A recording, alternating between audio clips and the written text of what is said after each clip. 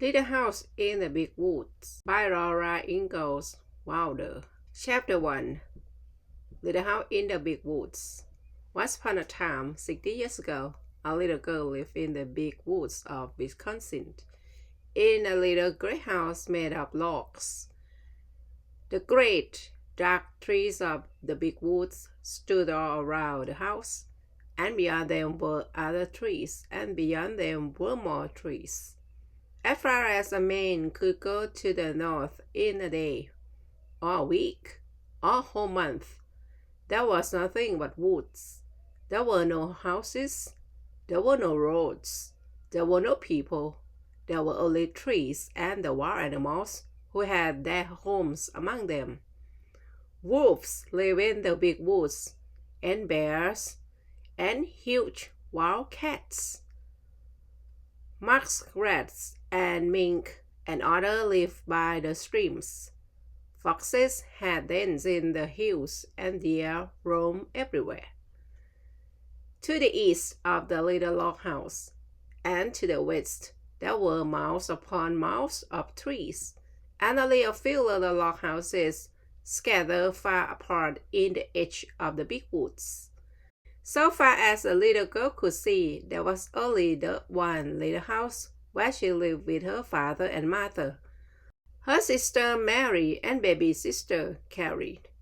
A wagon track ran before the house, turning and twisting out of sight in the woods where the wild animals lived. But the little girl did not know where it went, nor what might be at the end of it. The little girl was named Laura, and she called her father Pa and her mother Ma.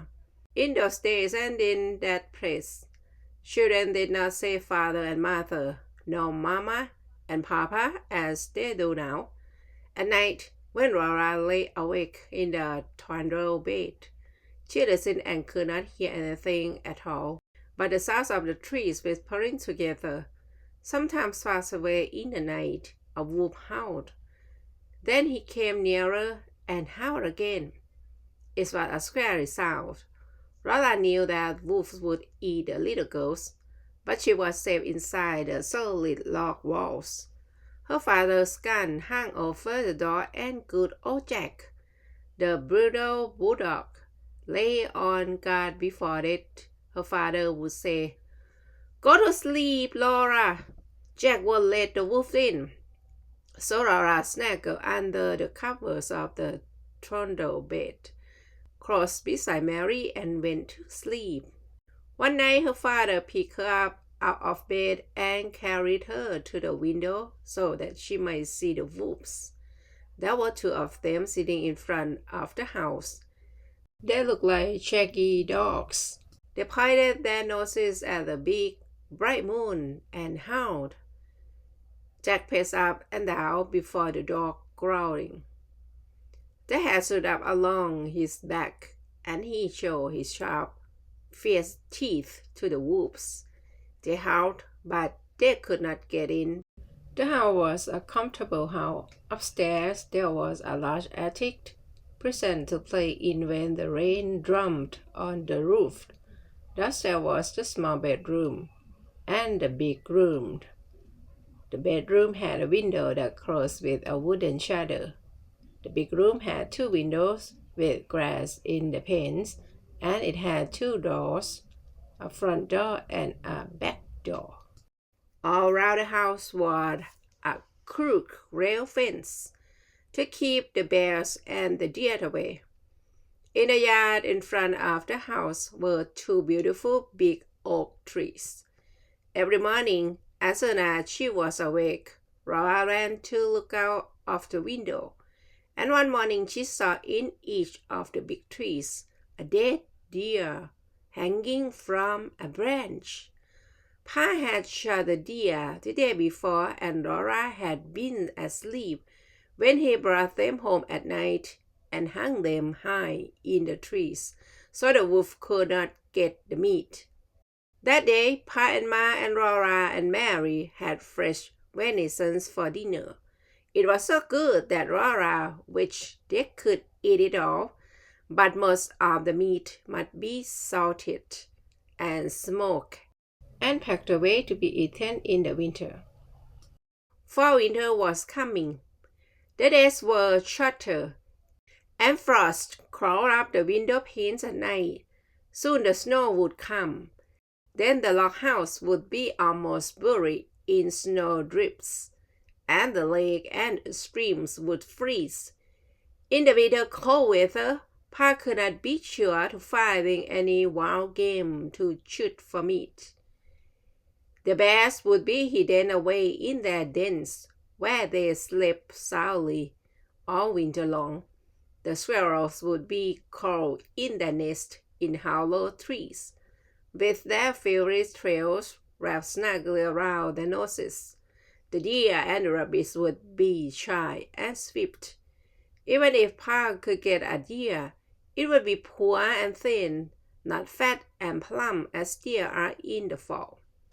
Pa might hunt alone all day in the bitter cold, in the big woods covered with snow, and come home at night with nothing for Ma and Mary and Laura to eat. So as much food as possible must be stored away in the little house before winter came. Pa skinned the deer carefully and salted and stretched the hides, for he would make soft leather of them. Then he cut up the meat and sprinkled salt over the pieces as he laid them on a board. Standing on it in the yard was a tall length cut from the trunk of a big hollow tree. Pa had driven nails inside as far as he could reach from each end. Then he sewed it up, put a little roof over the top, and cut a little door on one side near the bottom. On the piece that he cut out, he fastened little hinges. Then he fitted it into place, and over the little door, with the bark still on it. After the deer meat had been salted several days, Pa cut a hole near the end of each piece and put a string through it. Laura watched him do this, and then she watched him hang the meat on the nails in the hollow log. He reached up through the little door and hung meat on the nails, as far up as he could reach. Then he put a ladder against the log, climbed up to the top, moved the roof to one side, and reached down inside to hang meat on those nails. Then Pa put the roof back again, climbed down the ladder, and said to Laura, "Run over to chopping block and fetch me some of those green hoggery chips, new clean white ones." So Laura ran to block where Pa chops wood, and filled her apron with the fresh, sweet-smelling chips. Just inside the little door in the hollow log, Pa built a fire of tiny bits of bark and moss, and he laid some of the chips on it very carefully. Instead of burning quickly, the green chips smoldered and filled the hollow log with thick, choking smoke. Pa shut the door, and a little smoke squeezed through the crack around it, and a little smoke came out through the roof, but most of it was shut in with the meat. "That's nothing better than good hickory smoke," Pa said. "That will make good venison that will keep anywhere, in any weather." Then he took his gun, and slinging his axe on his shoulder, he went away to the clearing to cut down some more trees. Laura and Ma watched the fire for several days. When smoke stopped coming through the cracks, Laura would bring more hickory chips, and Ma would put them on the fire under the meat. All the time there was a little smell of smoke in the yard, and when the door was open, a thick, smoky, meaty smell came out.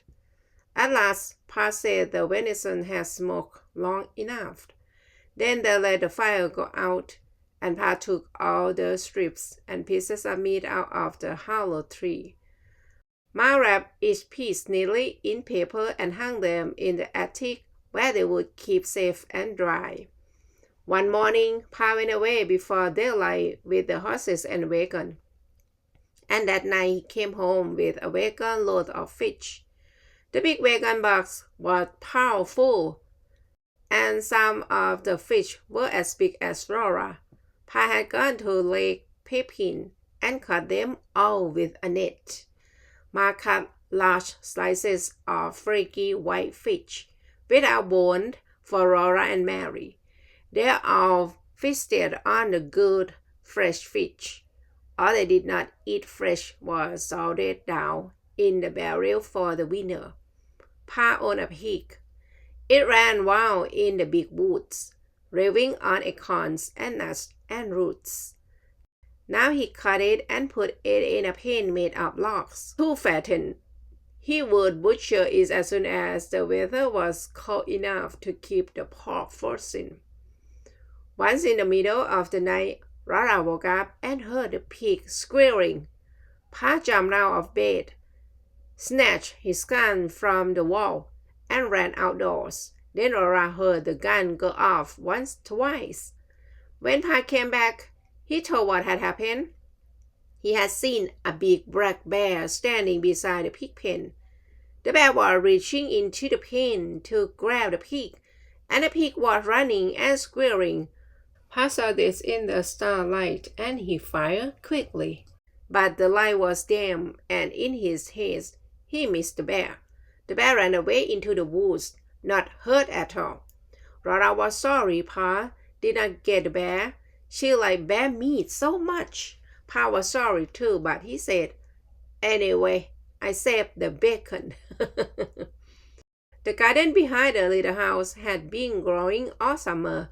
It was so near the house that the deer did not jump the fence and eat the vegetables in the daytime. And at night, Jack kept them away. Sometimes in the morning, there were little hoof prints among the carrots and the cabbages. But Jack's tracks were there too, and the deer had jumped right out again. Now the potatoes and carrots, the beets and turnips and cabbages were gathered and stored in the cellar, for freezing nights had come. Onions were made into long ropes, braided together by their tops, and then were hung in the attic beside wreaths of red peppers strung on threads. The pumpkins and the squashes were piled in orange and yellow and green heaps in the attic's corner. The barrels of salted fish were in the pantry, and yellow cheeses were stacked on the pantry shelves. Then one day Uncle Curry came riding out of the big woods. He had come to help Pa butcher.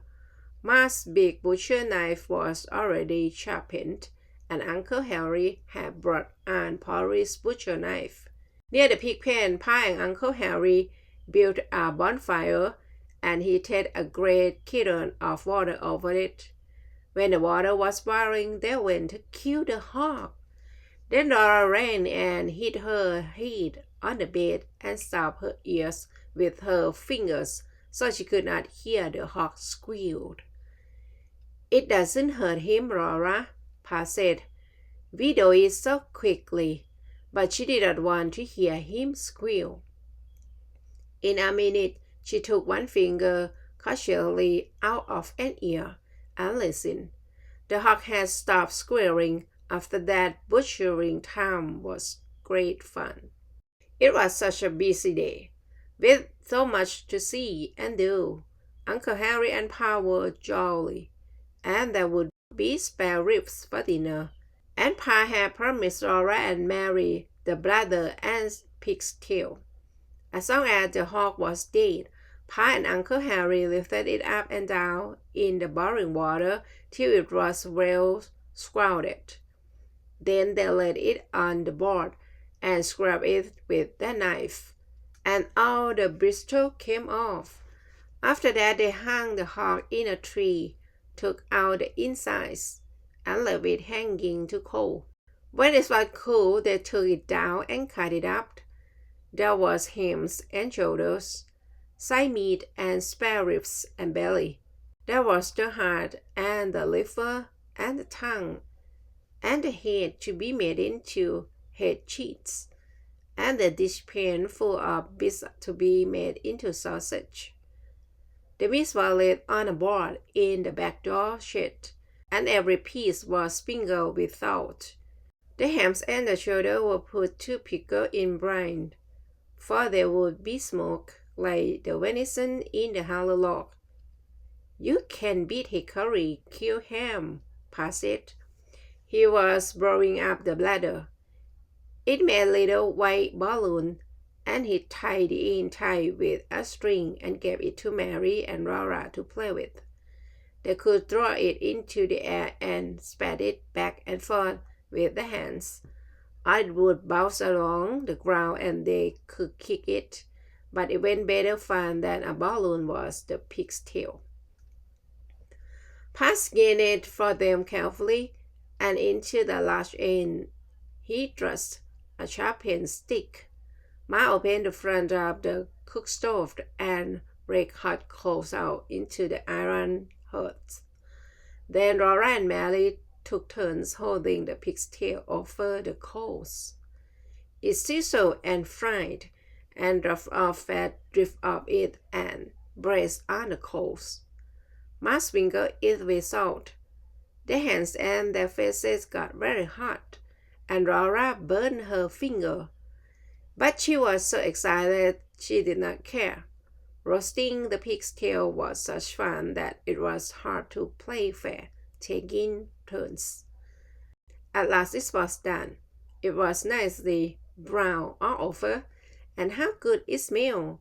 They carried it into the yard to cool it, and even before it was cool enough, they began tasting it and burned their tongues.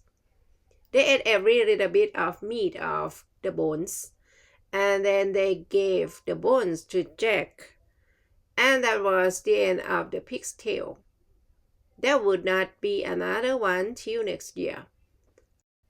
Uncle Henry went home after dinner, and Pa went away to his work in the big woods. But for Laura and Mary and Ma, butchering time had early begun. There was a great deal for Ma to do, and Laura and Mary helped her. All that day and the next, Ma was trying out the lard in big iron pots on the cook stove. Laura and Mary carried wood and watched the fire. It must be hot, but not too hot, or the lard would burn. The big pots simmer and boil, but they must not smoke. From time to time, Ma skimmed out the brown cracklings. She put them in a cloth and squeezed out every bit of the lard. And then she put the cracklings away. She would use them to flavor Johnny cake later. Cracklings were very good to eat, but Laura and Mary could have only a taste. They were too rich for little girls, Ma said. Ma scraped and cleaned the head carefully, and then she boiled it till the meat fell off the bones. She chopped the meat fine with her chopping knife in a wooden bowl. She seasoned it with pepper and salt and spices. Then she mixed the pot liquor with it and set it away in a pan to cool. When it was cool, it would cut in slices, and that was head cheese. The little pieces of meat, lean and fat, that had been cut off the large pieces. Ma chopped and chopped until it was all chopped fine. She seasoned it with salt and pepper and with dry sage leaves from the garden. Then with her hands, she tossed and turned it until it was well mixed, and she molded it into balls. She put the balls in a pan out in the shed, where they would freeze and be good to eat all winter. That's what the sausage. When butchering time was over, there were the sausages and the head cheese, the pig jars of lard, and the cake of white salt pork out in the shed. And in the attic hung the smoked hams and shoulders. The little house was fairly bursting with good food stored away from the long winter. The pantry and the shed and the cellar were full, and so was the attic. Laura and Mary must play in the house now, for it was cold outdoors and the brown leaves were all falling from the trees. The fire in the cook stove never went out. At night, Pa banged it with ashes to keep the coals alive till morning. The attic was a lovely place to play. The large, round-colored pumpkins made beautiful chairs and tables. The red peppers and the onions dangled overhead. The ham and the venison hung in their paper wrappings, and all the bunches of dry herbs, the spicy herbs for cooking and the bitter herbs for medicine, gave the place a dusty, spicy smell. Often the wind howled outside with a cold and lonesome sound, but in the attic Rhoda and Mary played house with the squashes and the pumpkins, and everything was snug and cozy. Mary was bigger than Laura, and she had a rag doll named Nettie. Laura had only a corncob wrapped in a handkerchief, but it was a good doll. It was named Susan. It wasn't Susan's fault that she was only a corncob. Sometimes Mary let Laura hold Nettie, but she did it only when Susan couldn't see. The best times of all were at night. After supper, Pa brought his traps in from the shed and greased them by the fire. He rubbed them bright and greased the hinges of the jaws and the springs of the pans with a feather dipped in bear's grease. There were small traps and middle-sized traps, and great bear traps with teeth in their jaw that Pa said would break a man's leg if they shot onto it. While he greased the traps, Pa told Laura and Mary little jokes and stories, and afterward he would play his fiddle. The doors and windows were tightly shut, and the cracks of the window frame stuffed with cloths to keep out the cold. But Black Susan, the cat, came and went as she pleased, day and night, through the swinging door of the cat hole in the bottom of the front door. She always went very quickly, so the door would not catch her tail when it fell shut behind her. One night, when Pa was greasing the traps, he watched Black Susan come in, and he said, "There was once a man who had two cats, a big cat and a little cat." Laura and Mary ran to lean on his knees and hear the rest. "He had two cats," Pa repeated, "a big cat and a little cat. So he made a big cat hole in his door for the big cat, and then he made a little cat hole for the little cat." There Pa stopped. "But why couldn't the little cat?" Mary began. "Because the big cat wouldn't let it," Laura interrupted. "Laura, that is very rude. You must never interrupt," said Pa. "But I see," he said, "that either one of you has more sense than the man who cut the two cat holes in his door." Then he led away the traps, and he took his fiddle out of his box and began to play. That was the best time of all.